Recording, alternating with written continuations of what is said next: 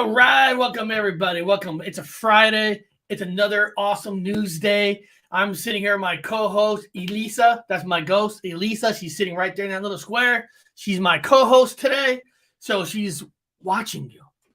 So why I have a little square? Because my little ghost is watching you. She's got the eyes and ears of today. Now, you guys all know this week I've been having themes for the show. Monday was cattle being murdered across the world. Tuesday, the missing 411. The show we did Wednesday night with Anthony from Identify S4 was on UFOs. And yesterday was about cryptids. Now, today is Origin Day. Origin story. I got some videos who talk about the origin of some of the subjects in every category. Now, am I going to sit here and tell you that these origins are accurate? No, I can't do that. Because first of all, you have to be a believer in the first place for these kind of origins, right? So if I play an origin story about Bigfoot, you kind of have to be a believer in the first place, a believer in the paranormal, a believer in the UFOs. Now, some of these origin videos do take shots at some of the stuff, but you know what? I'm not afraid to play anything. I'm not afraid to play stuff that people make shots of because they're going to make shots anyway. But we're better than that. We should never hide from it.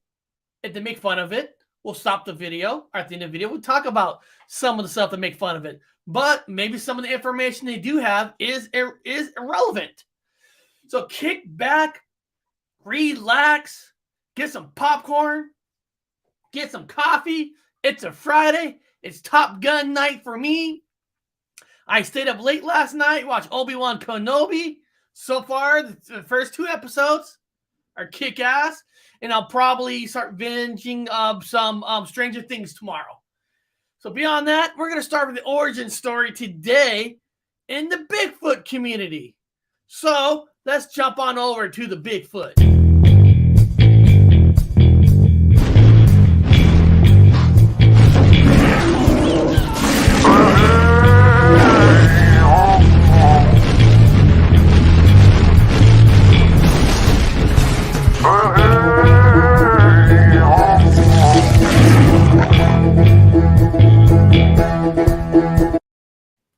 All right. Now, first of all, I want to congratulate Terry Brown. He upgraded his membership on my channel. Before the show started, it said new member, Terry Brown. I'm like, oh, I already thought he was a member. Oh, maybe he hated me yesterday and rejoined. No, he upgraded. So thank you, Terry Brown. Thank you for supporting the Paranormal Highway. It's your members, people who donated to the channel, who's helped me to be able to get some better little graphics, better this, better that. But because of your help, you know, the show will always improve. Always. So, what do we got? Bigfoot. Unbelievable origin. Unbelievable. Unbelievable. That's what they're saying. Unbelievable.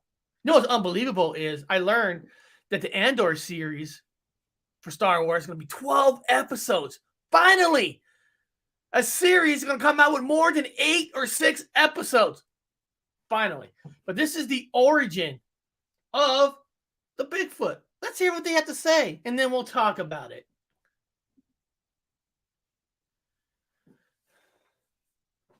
Hopefully there's a volume. Yeah, subscribe to me, goddammit. You see that? Subscribe now.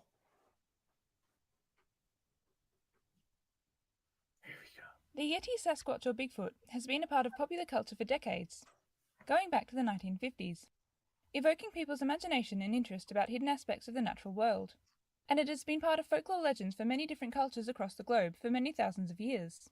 But what is the historical origin of Bigfoot?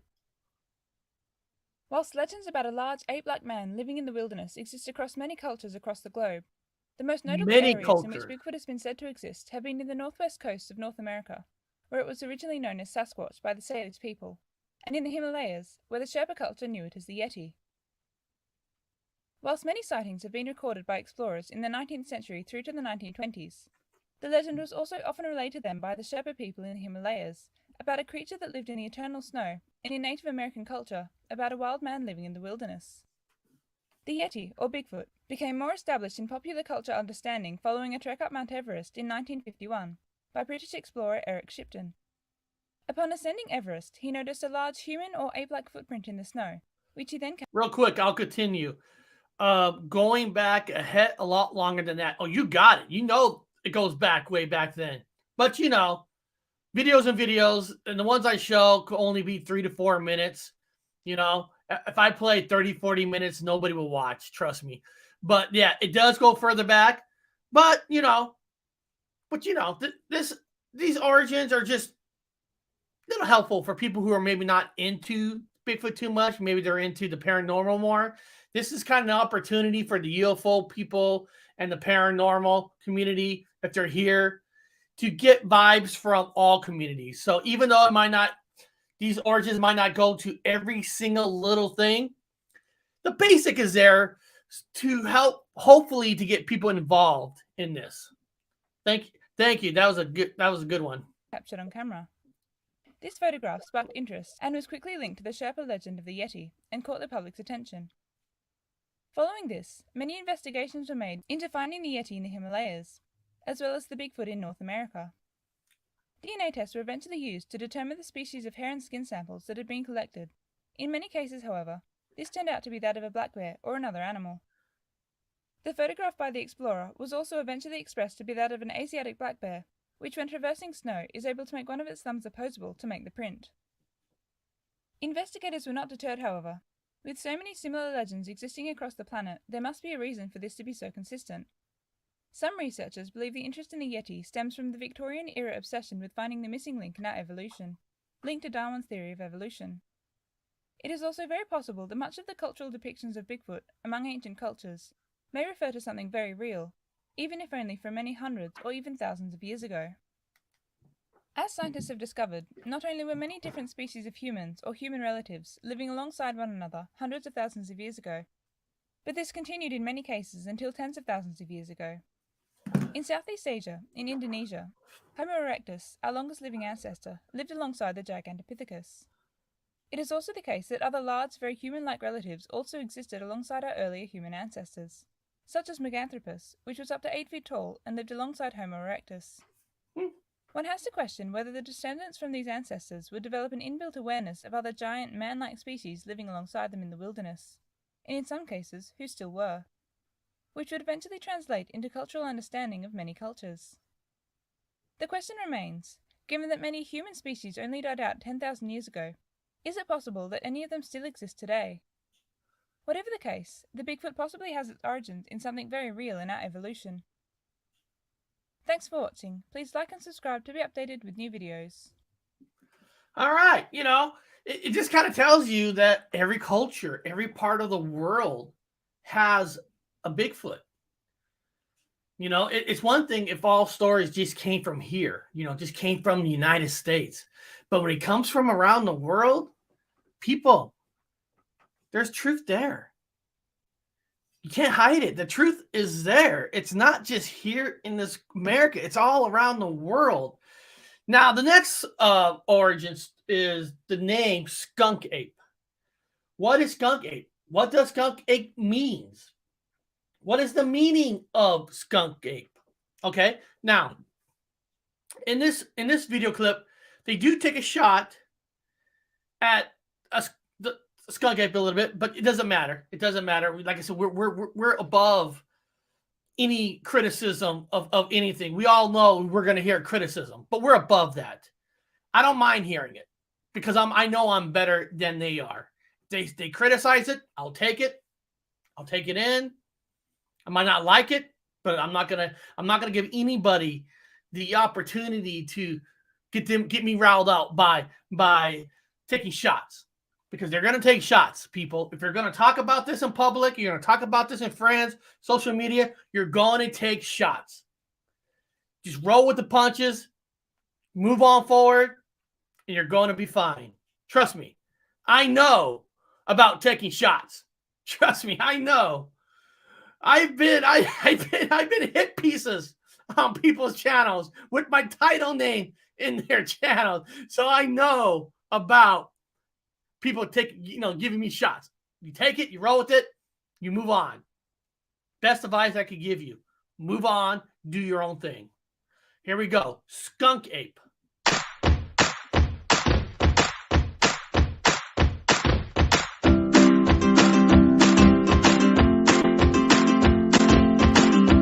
If you want to dance on.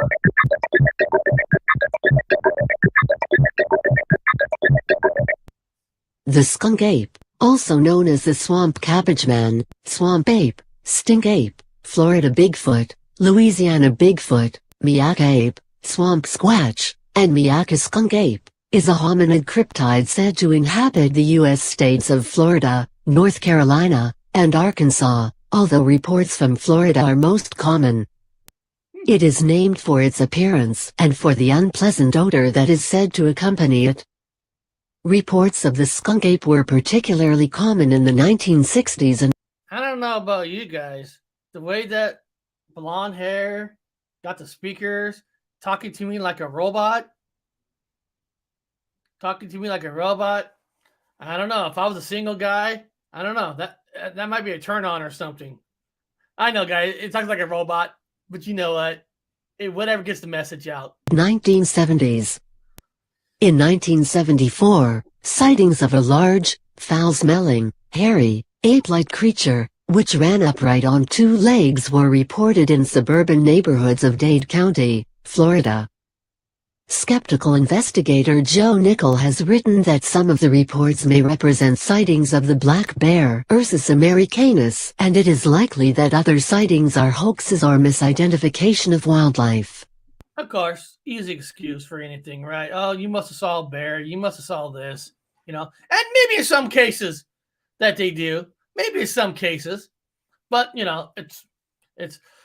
was a mistake. It was something else. Man, I don't know, man. Watching her talk with the eyes, a little speaker. Man, I wonder in the computer world if she's free. If I was Tron, I could get zapped into the world. I might have to find her. The United States National Park Service considers the skunk ape to be a hoax.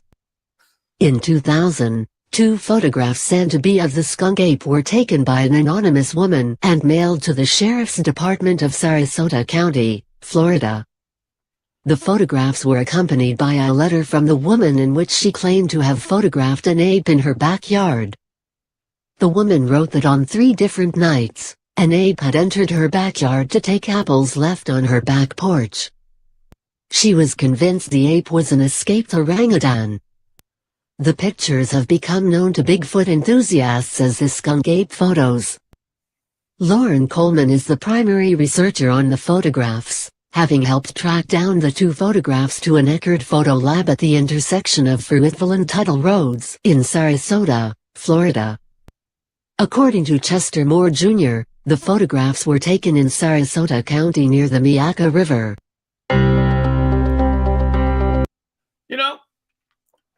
I know a lot of us probably have Alexas and machines, and you can change their voice to speak like other languages, like British and stuff. But when are they actually gonna let you like have fun and start to choose voices? Can you imagine like hearing this information like in Yoda? I wish my Alexa would have a Yoda voice. Yes, the skunk ape. He smells. He does. Oh, Alexa, stop. See, skunk ape is Florida. It is, and sometimes it goes to Louisiana. It is. Smell. It does. It does. What did you love to hear? Like everything in Yoda voice. These machines, you can change the voices. Or Arnold. I can't do Arnold's voice. So I'm not even gonna try Arnold. That's too hard. But man, just what? I think that's untapped money, right? To start changing these voices from computerized into some actors. Morgan Freeman. Imagine Morgan Freeman. But I think skunk ape being told in Yoda. I think that'd be awesome. Yes, and then a woman took pictures. She did pictures of McMahon. big backyard. Big hairy monster. It was. Wouldn't that be awesome? God damn. Darth Vader voice. Luke. I can't do Darth Vader voice, but Darth Vader, you must feel. God. Darth Vader is Darth Vader's not easy. Earl Jones, that's not an easy voice. That's not an easy voice. But hey, I tell you guys what. I'll do a little bonus Bigfoot. This is not origin. You know, Megan Fox don't like Lauren, whatever the fuck that woman is. But she does like the Bigfoot and paranormal and ghost, according to this 1 minute story. Very short video. This is a bonus for you guys.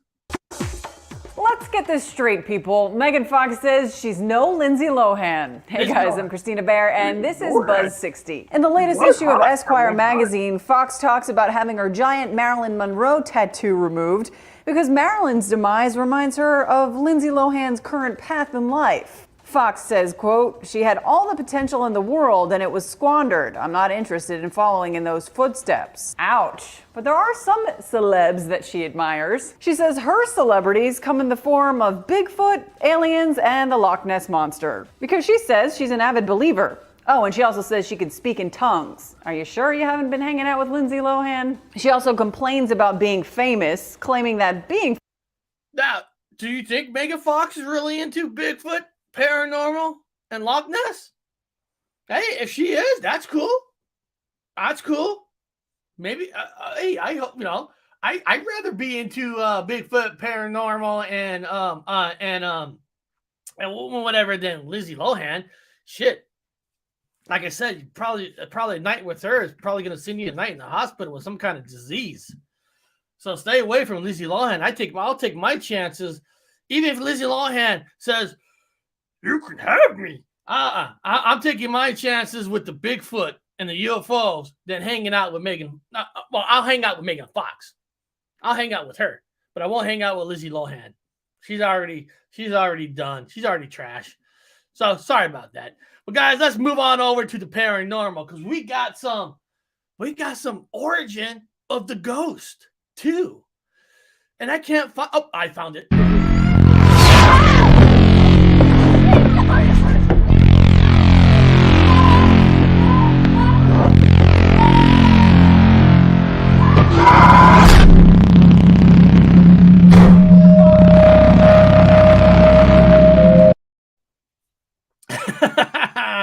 Oh god!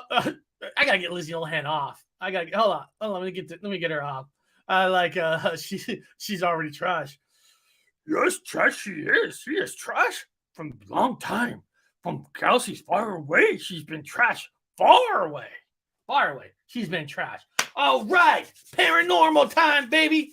Paranormal time. Here we go. Ghosts, a brief history. So we're gonna learn a little something about the ghost. Is there any kind of origin story for a ghost? I don't know. Let's find out.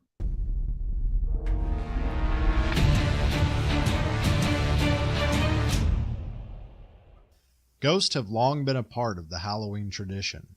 But why do people believe in ghosts? And where did these beliefs come from? Where do they come from? The word ghost is derived from an Old English word, gast, which was a word meaning breath. In common folklore, legend, mythology, and fiction, a ghost is the spirit of a departed person.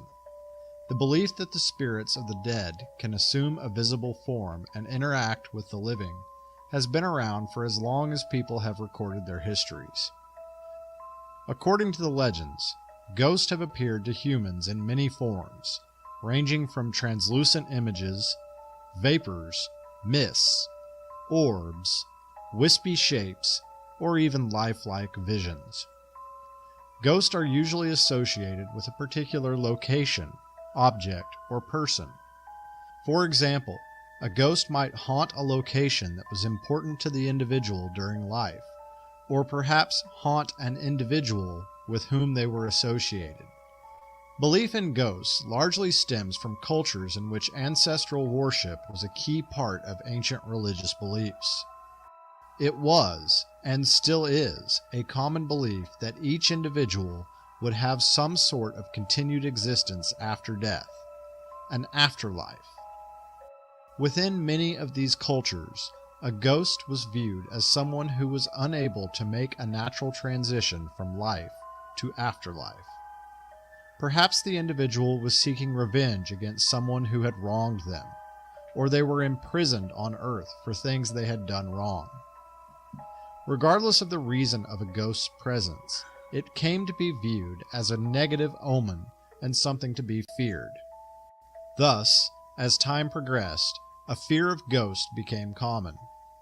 This view of the ghost as something to fear has been reinforced over the years by the popularity of telling ghost stories or venturing out on trips in an effort to make contact with them.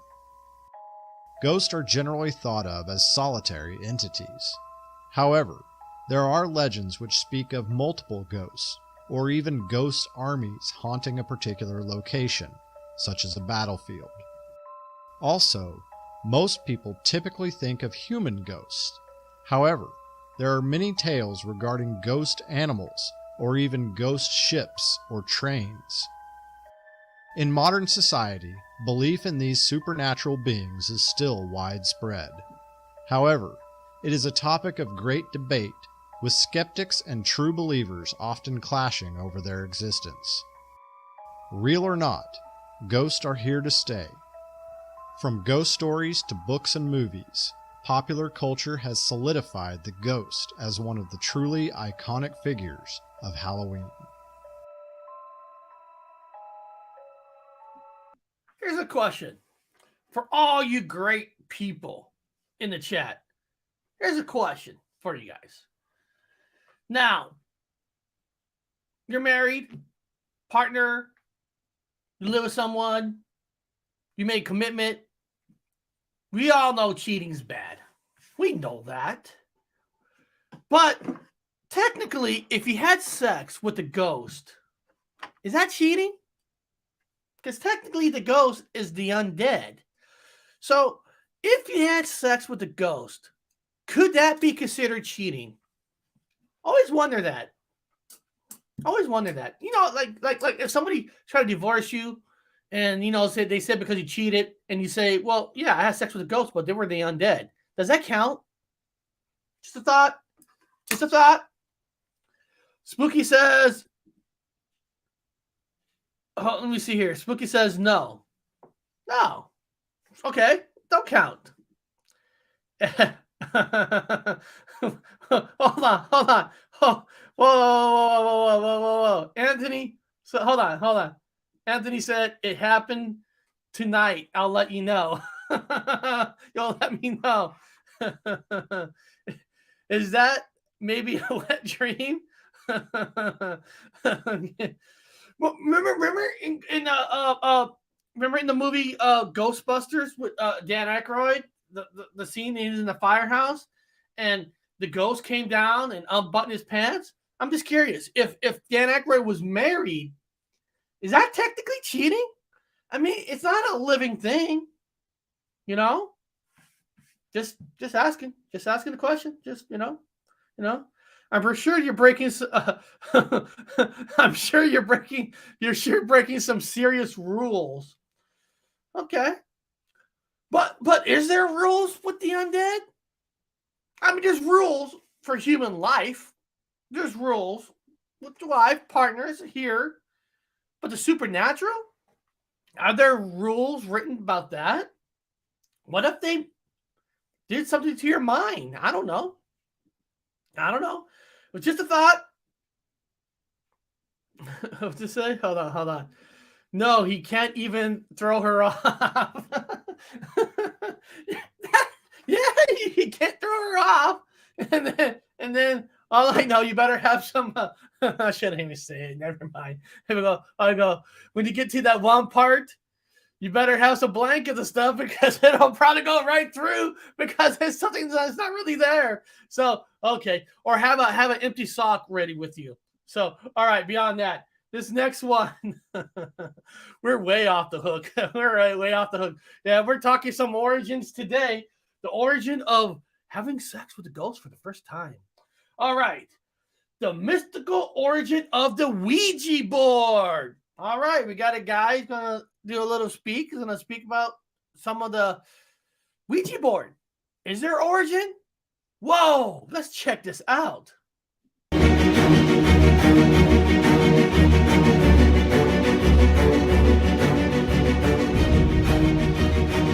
Hi guys, welcome back. Have you ever played a game of Lucifer's Checkers, used the devil's telephone, a talking board? Well, if you've ever owned a Ouija board or had a friend that did, or even if you've seen a creepy movie in the past 30 years, you definitely know what a Ouija board is. But why is a one-way express lane pass to the realm of the damned being sold as a children's game, and where did it get its origins? The first recorded use of automatic writing to communicate with the dead can be traced back to the historical documents of the Song dynasty in China around 1100 AD.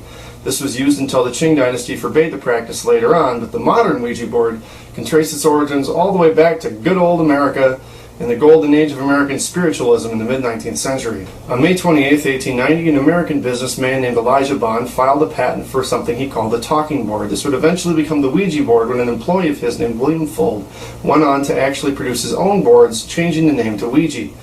He originally said that the name Ouija was given to him by the board and was an ancient Egyptian word for good luck, although he later recanted this story and changed it to reflect the fact that it's a combination of the French and German words for yes being Ouija. From exorcist-like cases to the rising popularity of a Ouija demon named Zozo, the trend doesn't show any sign of slowing down. So what are the purported causes of these things? Of course, if you're using a Ouija board with multiple people, the most possible explanation is probably that one of those people is just screwing with the other ones. But what if you're the only one using the board? Well, if you're by yourself and you're still getting words and messages from beyond, a good explanation could possibly be something called the ideomotor reflex. This is where a thought or a mental image actually promotes and causes a subconscious nervous reaction. In other words, you're bringing out what you hope to see from the experience by moving your own hand, even if you don't realize you're the one doing it. So it is completely possible that these things are simply a child's play thing that people use to entertain themselves. And did you guys know? And this is no joke. I even did a video on this. I even did a short video. There's a thing out there that's called alien hand syndrome. Alien hand syndrome. I'm not joking. Look it up. An alien hand syndrome is when your hand does something that it's not supposed to. And it's actually called the alien hand syndrome. I mean, here. Let's see if I could. Let me type it in. Alien hand syndrome. Okay. Let me share this. Let me take it off of this and let me share this here. Give me a second. Alien hand syndrome. Okay. Let me see. All right. This is called alien hand syndrome. If you never heard of this, and people who've been on my channel for a long time we already did a show about the alien hand syndrome, or it came up during the show. Alien hand syndrome is a phenomenon in which one hand is under control of the mind. The person loses control of the hand, and it acts as if the mind of its own. The etiology includes neurology, tumors, whatever, and early stroke. So basically,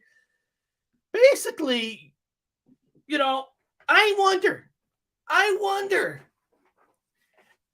if a person goes to court and a woman or a man accuses the opposite sex of touching them in the wrong spot. You know, kind of like what Joe Biden has done. You got Trump has done. A bunch of presidents have done this. Could you in court and say, it wasn't my fault, I have alien hand syndrome. I didn't know what it was doing. I didn't mean to grab that person by the butt or between the legs. It's alien hand syndrome. I wonder if anybody has ever trying to win a case by using that, because according to this, alien hand syndrome is real. So playing the Ouija board, alien hand syndrome might be moving that board. Just saying. I'm just saying. Just letting you know. Themselves the heebie-jeebies before they go to bed. Or is it actually a keyhole into the spirit realm? Can you communicate with either some sort of beings from beyond the grave, past relatives, ancestors, demons? The best way to find this out is some good old-fashioned foot. I'm sorry. This is great. I'm sorry. Hold on. You got to read this. So basically, even when you're playing by yourself, it's weird results. I like that. So grab yourself a Ouija board, go sit down in the dark bedroom, and play around for a while. Best case scenario, you get bored after 5 minutes, nothing happens, and you use it as a coaster by the side of your bed before you remember to put it away 3 days later. Worst case scenario, your head spins around 360 degrees and you eat the neighbor's dog. So guys, do you have any interesting Ouija board stories? Have you ever accidentally summoned a Satan? Well, if you have, make sure you let me know. I'd be interested in reading about it in the comments. And remember, next time you feel the urge to sit down and gamble your immortal soul on a game of Lucifer's checkers, sure you're always prepared. Know the risks. Stay safe. You know that's Ouija board is interesting, right? It is interesting because on one hand, every Ouija board that I play with Ouija board I've had, I'm not gonna lie to you, played as a kid. I always hated playing with people because there's somebody there moving it. You always know that. Somebody's always trying to move it, trying to scare the other person. So the Ouija board was never fun. So technically this board was made as a children's game. And you think to yourself, well, then how can you really talk to spirits through something that was made for kids? But then I learned from mediums, from the paranormal community, that it's not necessarily the board itself made for kids, grown-ups, doesn't matter. It's the energy that you put into it. It's the creation of portals that you are technically creating. It just happens that you're doing it on a Ouija board because all the letters are there. It's already made. So it's not that it's the board itself. It's what you're trying to do. You're manifesting something, the ghosts, portals. You're opening it. You could probably do, if you open up the gates to hell, you could probably done it on a piece of paper, drawing out your own type of Ouija board. So, and then that makes a lot more sense because in some ways you would think, well, if it's made for kids, can that really be a gateway to speak to the dead? Well, there's mediums who speak to the dead right now without any boards. Maybe the board, you're manifesting it as just a conduit for you to talk to the other side. So, I thought that was pretty cool. Hopefully you guys are enjoying this. Now we're going to jump on over to the UFO because we got to hear about the origin of the UFO. Let's jump on over.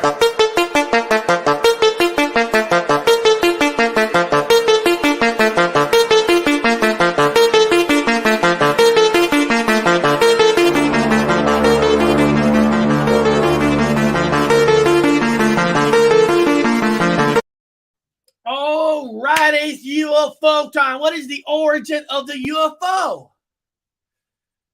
Well, let's find out what this video says. What's the origin of the UFO? And then we'll talk about it. Here we go. And keep your alien hand syndrome to yourself, people. Be respectful to the other people in the chat.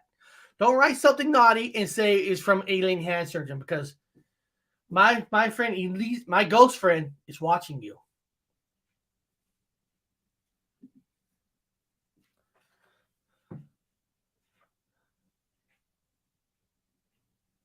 The word UFO is an abbreviation which comes from the initial letters of the word unidentified flying object. A UFO is a mysterious object in the sky which can't be explained by current scientific theories. UFOs are often linked with extraterrestrial beings or aliens. They're believed to be the spaceships of the little green men of science fiction movies and stories. According to the Oxford English Dictionary, the term unidentified flying object goes back at least to the 1950s, with one of its first appearances in 1953 in a book by the U.S. aviator and writer Donald Kehoe.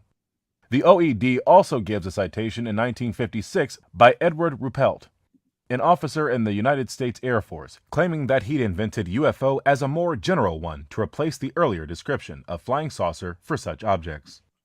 Strange objects in the skies were, at the outset, named flying saucers in the 1940s. The first OED citation is from The Times in 1947. They were so called because of an account by a U.S. pilot, Kenneth Arnold, who stated in various newspaper and radio interviews of that year that he'd seen saucer-like objects in the sky while he was flying past Mount Rainier. The media seemed to have quickly changed this to the snappier flying saucer, and so the term was born.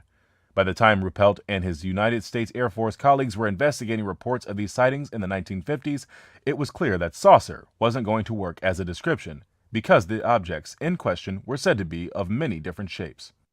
And so we arrive at Ruppelt's invention of UFO.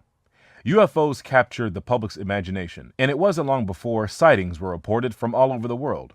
The study of UFOs became known as ufology, first recorded in the Times Literary Supplement in 1959. And experts in the field were named ufologists about 4 years later, even though research in this area isn't generally regarded as an academic discipline.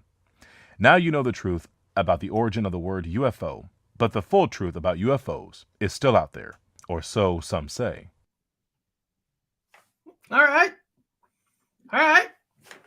There you go. The origin of the word UFO. I told you guys today's a learning day. It's a learning day.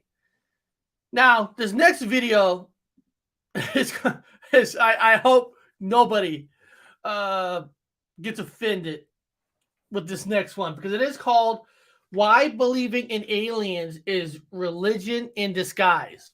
Why believing in aliens is a religion in disguise. Like I said, I'm not afraid to play these videos. Even though they're making some crazy thing mixed with religion, cults, believing in aliens, we cannot be afraid to play any of this. We need to hear some of the stuff and talk about it like men and women, like we should. Nobody cutting each other's throats, nobody threatening each other. Sometimes we need to have these kind of conversations. So here we go.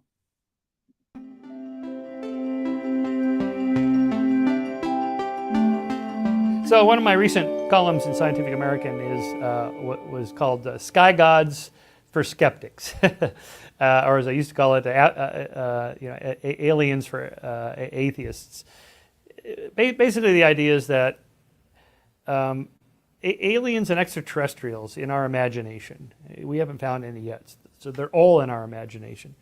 Rather by the saying we haven't found any yet that we know of.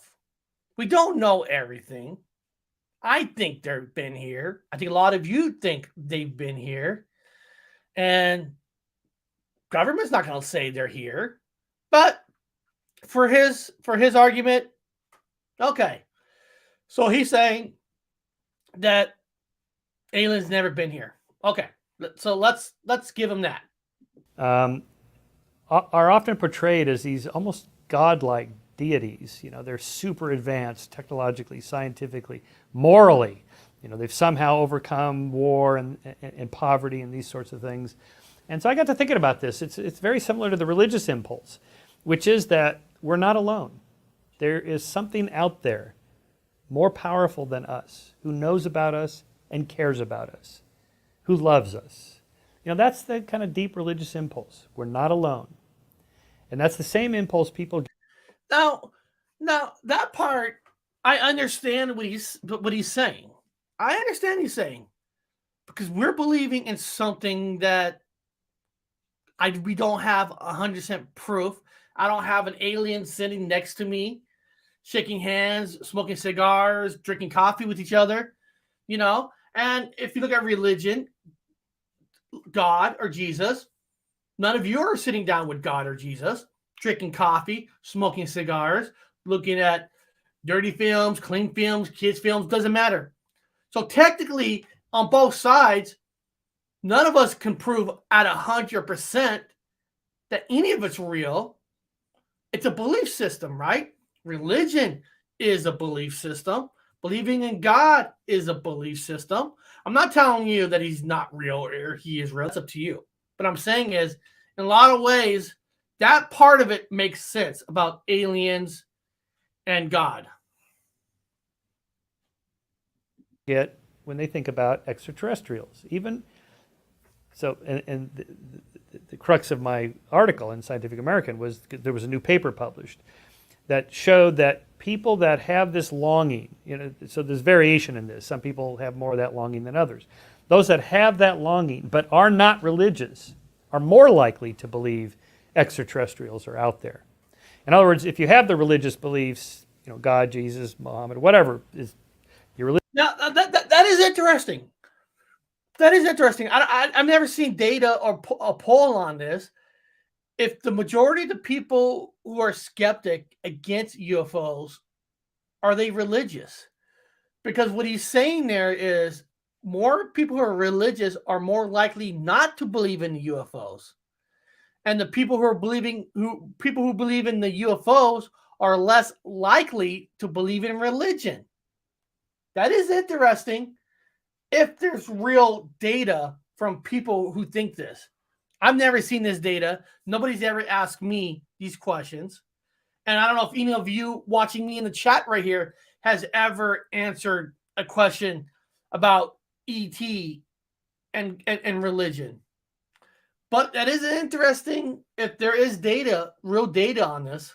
Religion is, you don't really need the aliens, so you're satisfied with that. But if you don't have that, then you're more likely to go for the extraterrestrial hypothesis as a viable one in the sense that it makes me feel good. Because let's face it, religions have no more evidence for God than scientists have for extraterrestrials. It's all imagination and speculation based on reason and logic and arguments, but we still don't have any empirical evidence. So short of that, I find it interesting that it becomes sort of an emotional appeal, or a deep desire for us to feel like there's somebody else out there, and I'm not alone. And let's face it, that does feel good, and there's nothing wrong with that. But we should always suspend judgment until we actually have evidence for this. We may be the only ones in the cosmos that are sentient beings, and if so, all the more reason we should care for our world and each other, because that would mean this is it. Now, like I said, that was his point of view. That's his point of view. If that's what he believes, so be it. So be it. We all have our own point of views. We all have our own thoughts, our own process of how we absorb information. In his mind, he's right. Okay. So I know, there's a lot of people that I know who do believe in UFOs who are pure religious. So like I said, I don't know where this data is coming from. I'm just never asked these questions. But it is an interesting topic. If the data is true, what he says, that most religious people don't believe in aliens, and then most people believe in aliens don't believe in religion. It is interesting if the data is proven. But I don't know how you could ever prove that, because you could go to certain places, certain colleges that kind of lines up in one way and do your survey there. You know what I mean? So if you're doing a survey, you're leaning one way, you kind of know where to go to get the data to support the way you lean. But there's no right or wrong in this.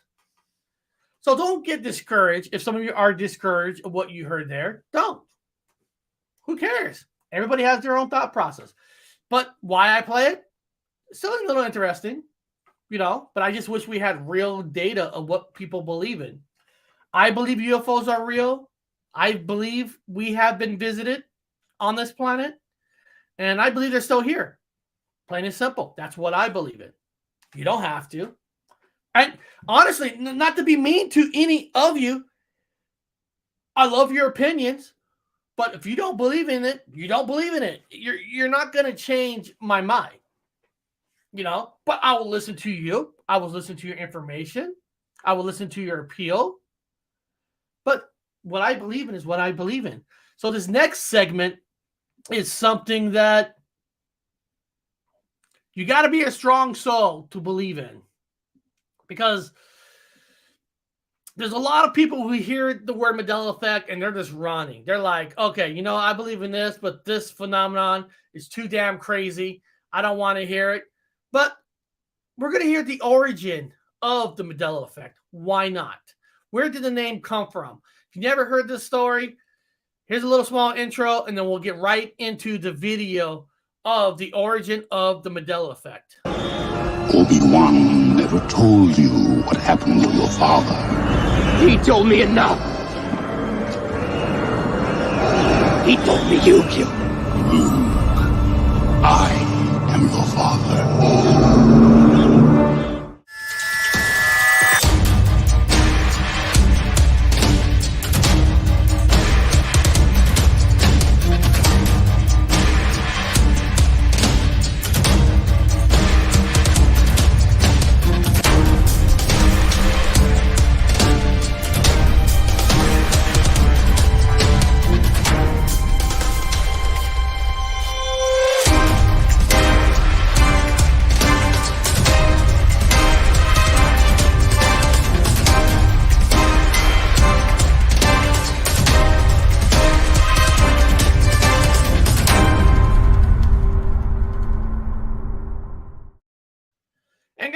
like I said, here we go. She's a Christian, and I've seen UFOs. See, there's people who are religious and believe in UFOs. Like I said, I just don't know where the data comes from to support that. I've never seen the data. And then I like what she says. I think the discussion will be never ending on the topic on both sides. No.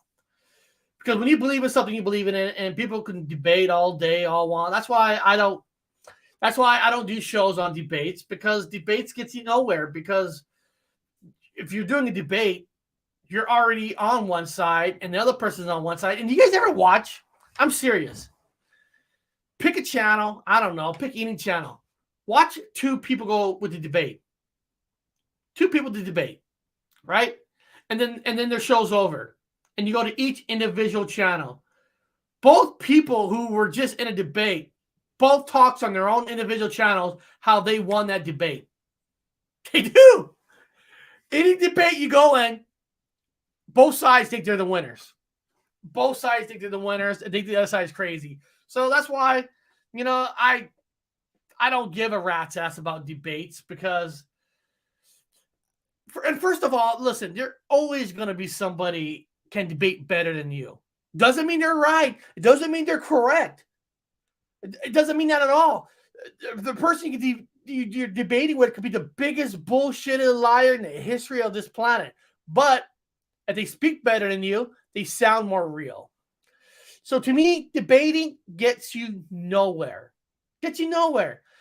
Look at these political debates. The biggest joke on this freaking planet. Debate. They had 3-4 debates. Who won that debate? I'm watching these political debates. You know who you're voting for. Your vote is not swayed because of the debate you saw last night. Because no matter what, you already picked a side, and that side is already won for you, even before the debates even started. That's why I think debates are dumb. They're stupid. But, it is what it is. All right, and this Mandela effect is called the origins of the Mandela effect. Well, let's hear this origin.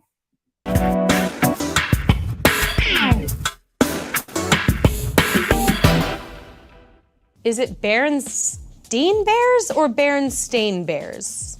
Luke, I am your father. I am your father, Luke.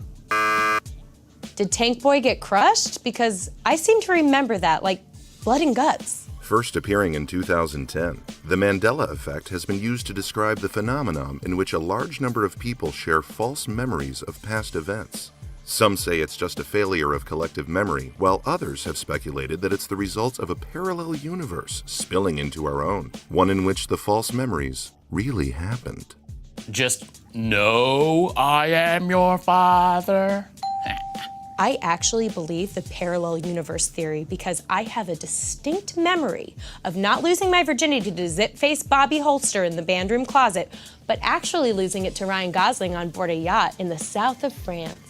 Blogger Fiona Broom coined the term Mandela effect in 2010 to describe a collective false memory she discovered at the DragonCon convention, where she and many others she met believed that former South African President Nelson Mandela died in prison in the 1980s.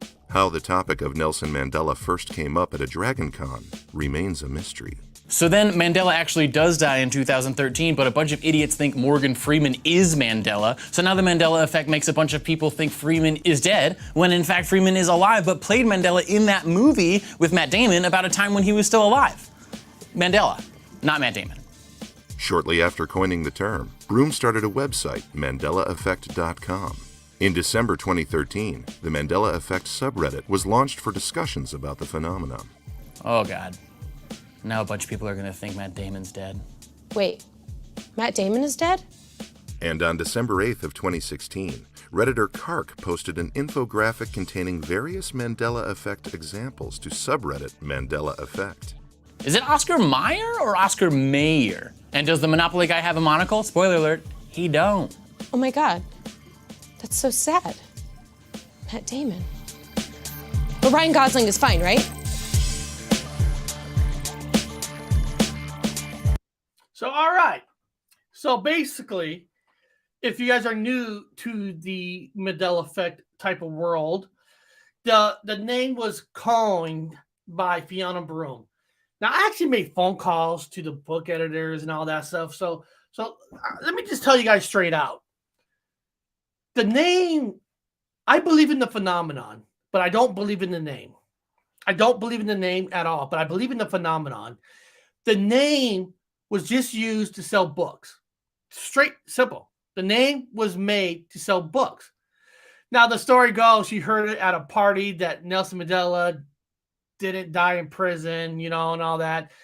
But the truth of the matter is, it was her editor who says, we need to name the phenomenon to sell books. And since they heard the story of Mandela, they just used the name. They used it to sell books. Now, I'm not here to tell you he didn't die twice. That's up to you.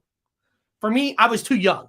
I was too young to see a news a channel that's saying Nelson Mandela and dying. I am. So I will never say Nelson Mandela died twice because I'll be lying. I will be lying to you. And I'm not going to lie to you because come on, as a kid, first of all, when I was a kid, there was only 5 or 6 channels. And there wasn't really no 24 hours news channel until you were one of the rich kids and you're able to buy cable, because cable wasn't available for everybody. It was only available for people that have money. And then you might get lucky, get CNN.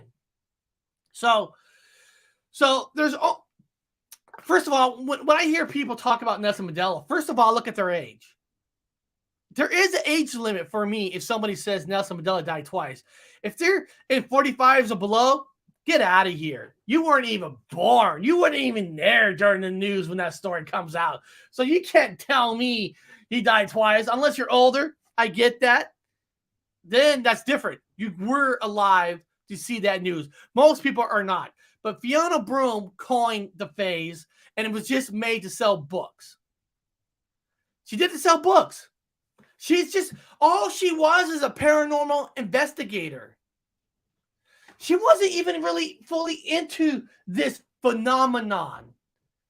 But it was new. It was fresh.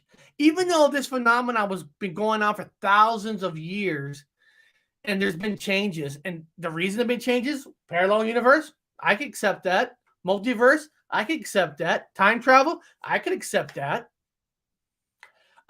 People saying that God's doing it, I'm not one of those. I don't think God and Jesus is sitting up in heaven with a little table, smoking cigars, drinking coffee, and say, hey, let's fuck with people. Let's take the monocle eyes glasses off of the penny bags. No, God, I don't think religious has anything to do with this phenomenon. If the phenomenon is real, I believe it is because of a parallel universe, multiverse, or time travel. I don't think religion has anything to do with it. That's just my opinion. Doesn't matter what my opinion is. It matters what your own opinion is. Remember that. What your very own opinion is what matters the most. I mentioned the last time, I remember listening as a kid on the radio that Mandela died. Then years later, he was released from prison. As a kid on the radio. Yeah. Hey, I don't know. Listen, everybody has their own memories, their own thoughts. To me, it's just like when I was talking about Brown Dwarf is one time I was watching this show, and there was this show. They're asking this person, what is like your top 5 Mandela effect that changed your life? And this one guy said his number 1 Mandela effect change is Nelson Mandela. He was 22 years old. 22 years old. He wasn't in the 80s. He wasn't in the 90s. He can't have that memory. I'm sorry. The phenomenon is real, but you got to be real with yourself and pick the ones that are real, that you know that is real to you. You don't jump on the bandwagon because everybody else. It's like every 20-year-old who talks about Ed McMahon giving checks to people. In the 20s and 30s, they weren't even there in the 80s when that was happening. How can that be an effect for you? But I remember, you have to be there in the first place to have the memory to be shown in front of you. So there's a lot of people who use a lot of Mandelas as lies to join the community. Like the Bearstein, very popular, right? Very, very, very, very, very popular. I never read the books. Never did. My dad never bought me Bearstein books. Never. So I will never tell you what I remember the change in that book because I never read it. Just like when everybody's talking about these Bible changes, right? I guarantee 80% of these people have never read a Bible in their life. And if they have, they only read one Bible. There's hundreds and thousands of different Bibles, different versions. So if I'm going to hear somebody speak about Bible changes, I want to make damn sure that I know that person has read hundreds of Bibles, not just one. Not just one. You know, so there is criteria that I do put in place because I'm like, all of us are looking for the truth. Every single one of us are looking for the truth. But I'm not willing just to jump on anything, just to jump on the bandwagon. You know, listen, I know Bigfoot is real. We all know that he's real. But I can't tell you at 100% because I never had a Bigfoot standing right in front of me from eye to eye. I never did. If Bigfoot has stand in front of me, eye to eye, I would say 100% he's real. Right now, I have to give you 90% because I had experience the sound and saw visions of what I know was Bigfoot, but he wasn't in front of my face 10 feet away like shaking hands. So, you know what I mean? So, and I'm not going to be one of those who are going to jump on, wagon. And it's like, if I'm gonna do a UFO footage, I'm gonna damn sure look at the footage that I capture or other people's capture and look at it very closely and try to make the best judgment that I can. And I tell people that this is my opinion, this is my judgment, because a lot of times I'm not the ones filming it. Then I listen to the person's attitude on who's doing it, kind of like. When Anthony from Identify S4 shows his videos, you listen to him, you can listen to his passion. His passion. And his passion's real. That's where I'm judging, like, I think he's got something, not based on the exact footage, on how he's got it and what his reaction is to it for me. So, and then here, I think there are other people who wrote stuff, and I apologize if I passed over. A lot of people are saying things. I think I remember him dying in the 80s. I think I saw it in 60 Minutes on Sunday night about Disney. By the way, I'm 56. And Danny, see, you're 56. You're at that age where that new stuff was happening. So when you tell me guys, I'm just talking about Nelson Mandela. I will listen to Danny. I would take what he saw to more heart than a 20-year-old. That's all I'm getting at on Nelson Mandela. I'm not saying anybody that the story's not real or not. But from Danny, I will listen to him because he's at that age when the news was out there. But a 20-year-old, get out of here. Get out of here.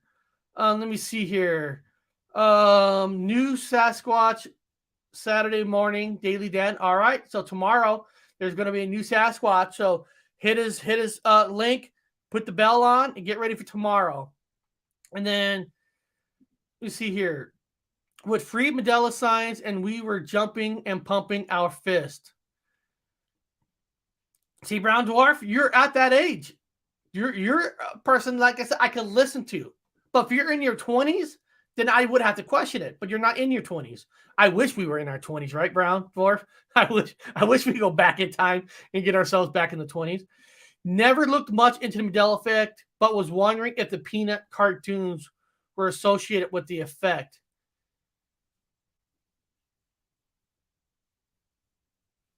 I haven't heard too much. I'm sure somebody out there has stories on the effect with the peanut, but I haven't heard of one. But I'll look into that for you. I'll see if there's any claims of the Mandela effect with the peanut cartoons, and maybe I'll bring it up on Monday.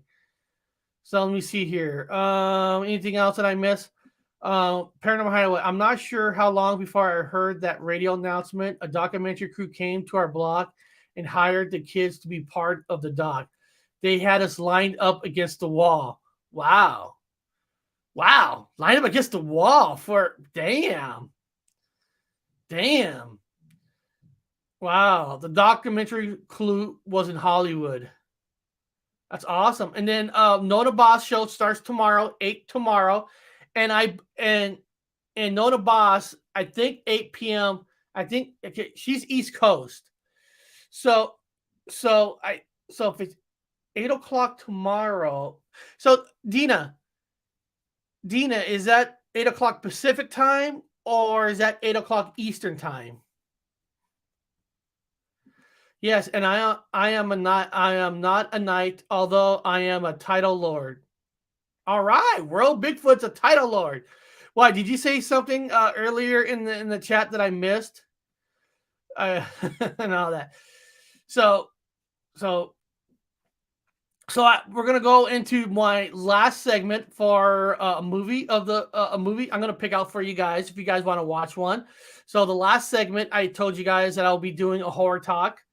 What I used to do on my other channel, I'm just doing it here for my last part. So let me play this last intro.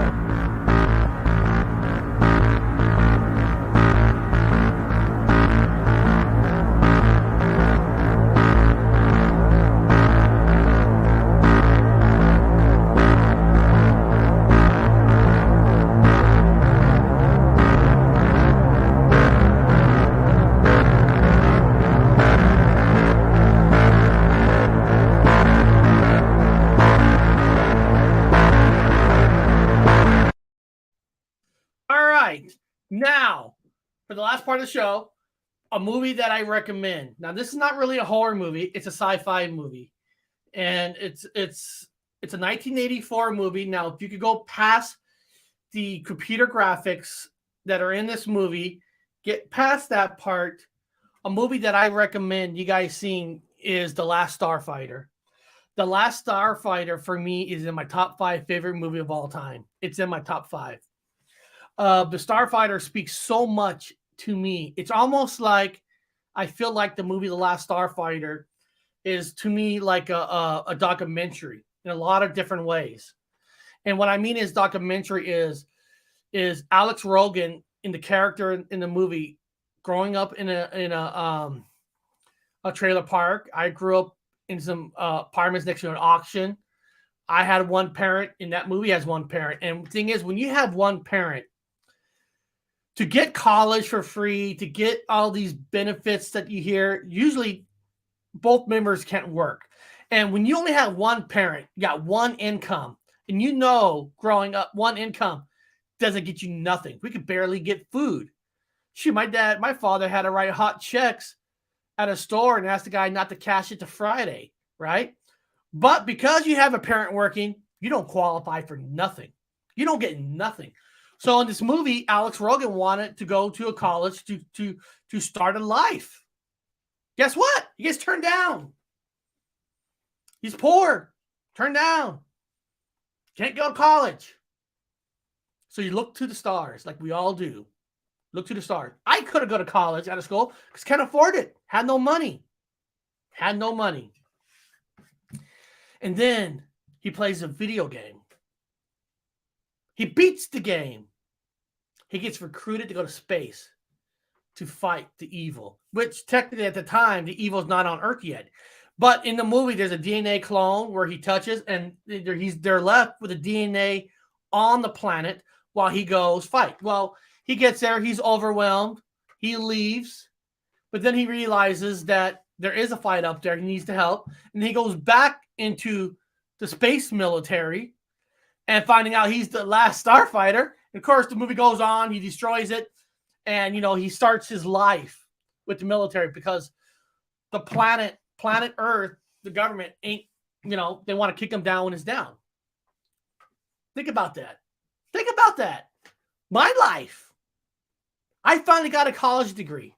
But you know how I got it? I had to get injured in the military. I got a college degree because I used what they call a Chapter 51 program for people who are injured in the military. and they help you to get a degree to supposedly, help you to work. So this movie speaks to me in so many ways. It kind of tells you that life, they don't want you to succeed. They don't want the poor people to succeed.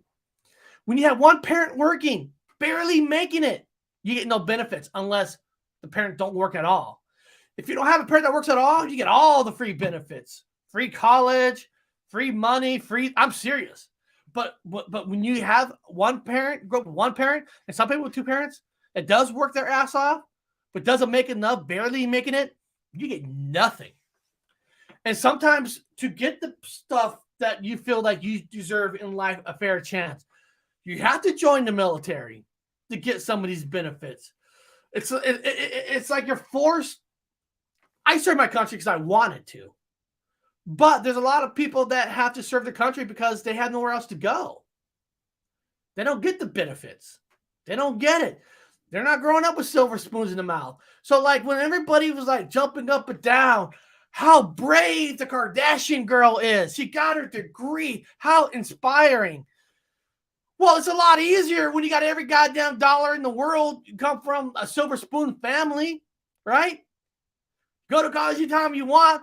That's celebrate that person. You know the people I celebrate? The people who joined the fucking military that had nothing and be able to get a college degree because they had to do it the hard way and make successful. Those are the people that I celebrate.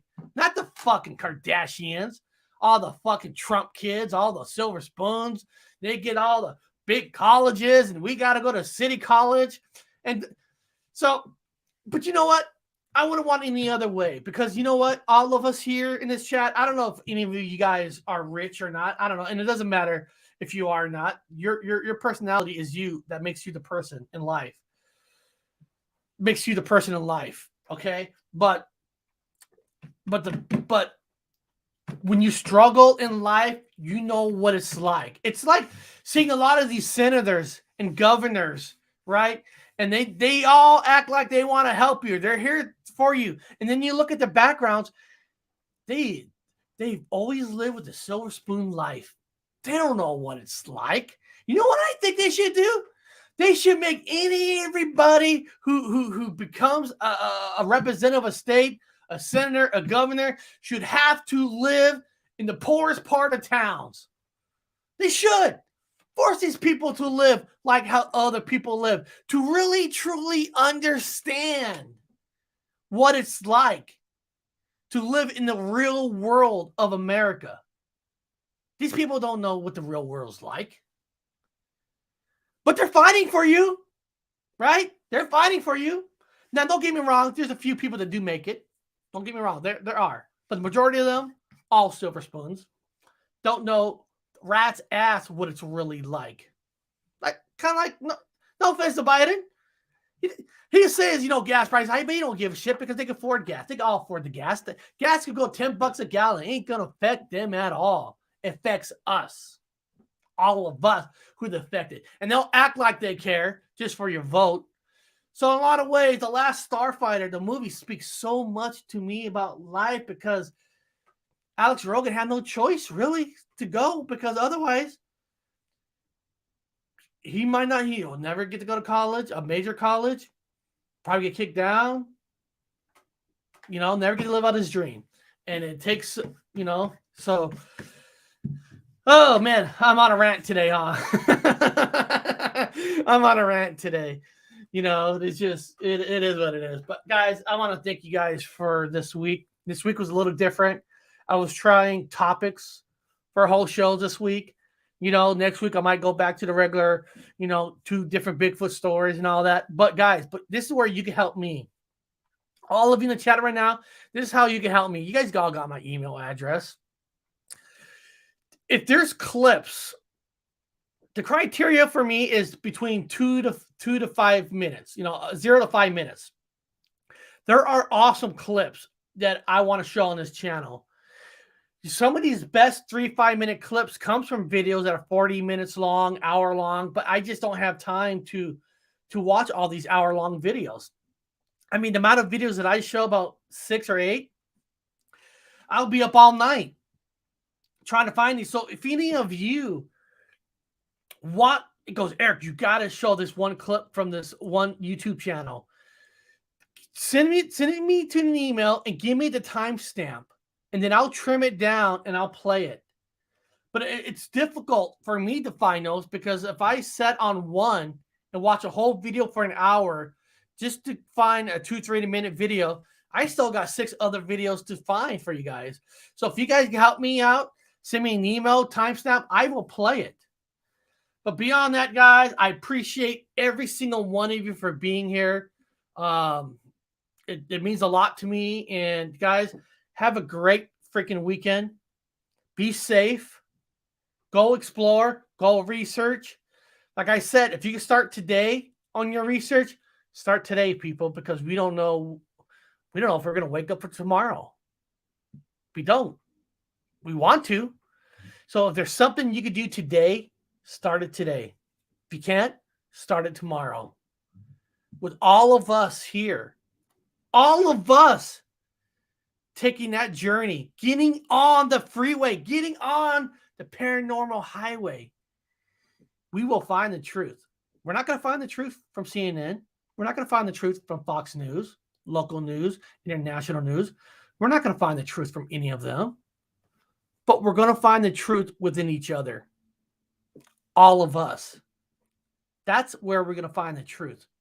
So all of us, let's take that paranormal highway. Let's get on that paranormal highway. Let's travel. Let's research. Let's share it. So Danny, if you know there's a 3-minute clip that I should show, you want to support another channel, send me an email. Donald Fuller has sent me video clips to show.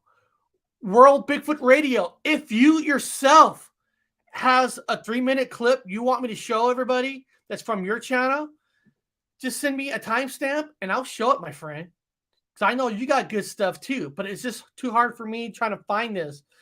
So if you guys can help me out, because we're all part of this journey, every single one of us.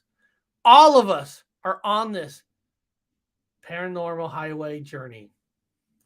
I'll see you this Monday.